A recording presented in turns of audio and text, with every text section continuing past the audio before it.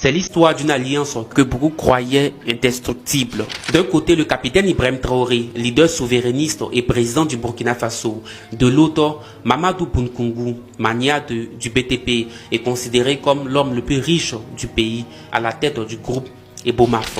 L'empire Ebomaf s'est imposé comme un acteur majeur dans plusieurs secteurs stratégiques, le BTP, l'aviation, la banque, l'assurance, l'hôtellerie et les mines. Le groupe s'est développé à travers de nombreuses filiales et entités au Togo, au Bénin, en Côte d'Ivoire, au Gabon, en Guinée, au Libéria et dans d'autres pays de la sous-région. Ensemble, ils étaient censés incarner une dynamique nouvelle et participer au redressement du Burkina Faso. Mais en coulisses, les choses ne se sont pas passées comme prévu. Mamadou Bounkoungou est l'actuel locataire du palais de Kosiam, le capitaine Ibrahim Traoré ne serait plus, comment dirais-je, en odeur de sainteté. En odeur de sainteté. Voici le récit d'une relation glaciale qui a fait trembler le pays des hommes intègres. À la fin de cette vidéo, vous allez en déduire de vous-même si le président burkinabé a bien agi ou pas. Africa unite. Honneur! Gloire! Honneur! Dignité! Honneur! Pouvoir! Victoire! Vive l'Afrique unie et prospère. Vive la révolution! Alors mes chers amis, la conquête du pouvoir et son exercice sont deux choses bien différentes. Lorsque l'on conquiert le pouvoir, on ne dispose pas toujours de toutes les informations. Mais une fois aux commandes, la réalité se dévoile sans filtre. Comme vous le savez, en septembre 2022, Ouagadougou est sous haute tension. Le capitaine Ibrahim Traoré, alors âgé de 34 ans, vient de prendre la tête du Burkina Faso. À peine installé aux affaires, il se rend très vite compte que la situation du pays est bien plus préoccupante qu'il ne l'imaginait. La réalité est brutale. L'armée manque cruellement d'équipements et de moyens logistiques. Le nouveau chef d'État découvre une nation confrontée à l'urgence absolue. Au même moment, la CEDEAO et une partie de la communauté internationale font pleuvoir des sanctions à la fois générales et ciblées. L'objectif affiché est clair: faire pression sur les nouvelles autorités, isoler le pouvoir et contraindre les dirigeants à organiser rapidement des élections. Pour certains observateurs, il s'agissait de tuer dans l'œuf ce coup d'État et d'éviter qu'il ne s'installe durablement. Ces sanctions touchent plusieurs secteurs stratégiques et accentuent la pression économique déjà lourde qui pèse sur le pays. Ainsi, aux défis sécuritaires et à l'urgence économique s'ajoute désormais la bataille diplomatique. C'est là qu'entre en scène l'homme qui pèse des milliards, Mamadou Bounkoungou. Alors que certaines nations tournent le dos et que certains regardent ailleurs, Bounkoungou agit.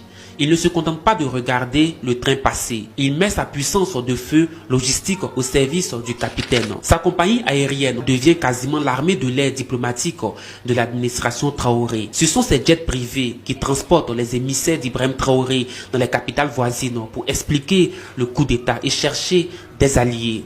Bien sûr, ce n'était pas gratuit et le tournant décisif de leur relation, c'est l'armement. Ibrahim Traoré voulait des drones, il voulait des Bayraktar TB2, ces machines turques qui changent le cours des guerres modernes. Grâce à son carnet d'adresses en Turquie et à la puissance de frappe de son institution, il apporte des garanties financières que l'État burkinabé, alors sous sanctions et fragilisé, peine à fournir et les résultats tombent, les drones arrivent. On a payé des drones avec la Turquie avec un contrat d'assistance. Pendant les 6 premiers mois, l'osmose est totale. Bounkoungou a l'oreille attentive du président. Bounkoungou incarne le patriotisme économique que Traoré appelle de ses voeux. Pour le peuple, cette alliance audacieuse entre les entrepreneurs et le pouvoir est une fierté nationale. Mais attention, car dans l'ombre de cette alliance parfaite, les graines de la discorde germe déjà fin 2024. L'harmonie des premiers jours s'évapore. L'air devient irrespirable entre les deux hommes. Ce n'est plus une collaboration, mais c'est une surveillance mutuelle. Le fil rouge qui reliait le capitaine et le milliardaire vient de se casser. Sentant le vent tourner, Mamadou Bounkoungou prend ses distances.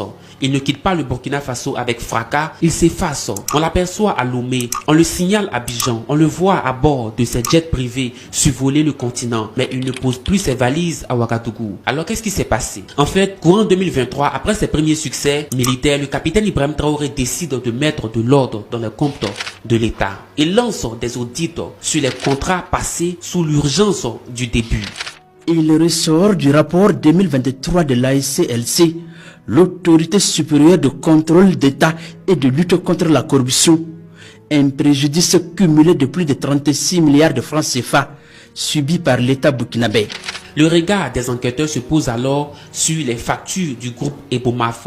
Selon les rumeurs persistantes et les informations ayant fuité des siècles du pouvoir, le problème portait sur les marges intermédiaires. L'administration Traoré soupçonnait le milliardaire d'avoir prélevé des commissions jugées excessives sur l'achat de matériel à l'étranger, notamment des armes, ou du moins des drones comme vous l'avez vu. Pour Traoré, chaque franc compte pour l'effort de guerre. Voir un intermédiaire s'enrichir massivement sur l'achat d'armes est perçu comme une trahison morale. Pour lui, le pays est en guerre et les hommes d'affaires doivent réduire leurs profits par patriotisme. Il refuse que la transition soit une vache à lait pour les oligarques. Je prends un exemple. Aujourd'hui, il y a le fonds de soutien patriotique. Les populations contribuent et on entretient en grande majorité donc les volontaires pour la défense de la patrie avec. Mais et le reste de l'armée qu'on est en train d'équiper, tous ces moyens qu'on est en train d'acquérir, c'est là, c'est la gouvernance, les finances. Il y a des ressources, on a des potentialités, mais si c'est mal géré, on était libre. Pour vous, les pays ont de quoi tenir en produisant et en faisant juste Comment est-ce que bonne gouvernance. On arrive à acquérir le matériel? C'est pas pour nos beaux yeux, comme vous dites, qu'on nous donne. On paye. Mais c'est la gestion. Il y a des situations on arrive à gérer parce que dans tous les départements, tous les secteurs ministériels, chacun fait de son mieux pour rationaliser. Et quand on dit rationaliser, c'est quoi? Vous savez, il y a cette habitude de corruption au haut niveau, de surfacturation. Selon certaines sources, l'homme d'affaires estimait avoir pris des risques immenses en garantissant des achats d'armes avec ses propres fonds et ses banques, alors que le Burkina Faso était infréquentable. Il estime que sa marge est le prix de sa prise de risque et de sa réactivité. Bien sûr, vous pouvez certes ne pas être d'accord avec Bounkoungou, mais chacun a sa logique. Lui, il est purement et simplement dans une logique de business. Avec plus de 20 000 salariés, je vous laisse imaginer la masse salariale. Mais moi, je me permets de vous dire que le groupe emploie 20 000. Donc, la logique de Bounkoungou s'inscrit dans une dynamique purement affairiste. Après cette brouille, les deux hommes ont fini par se réconcilier. D'ailleurs, en juillet 2025, Bounkoungou a offert un don de 1,7 milliard de francs CFA pour l'effort de guerre. Certains observateurs ont estimé que ce geste pouvait être interprété comme le prix à payer, ou du moins le prix de son ticket retour. Aujourd'hui, le climat est plus apaisé.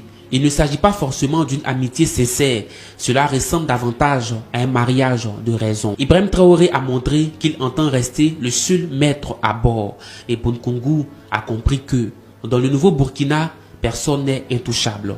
Enfin, et vous, que pensez-vous de tout ça?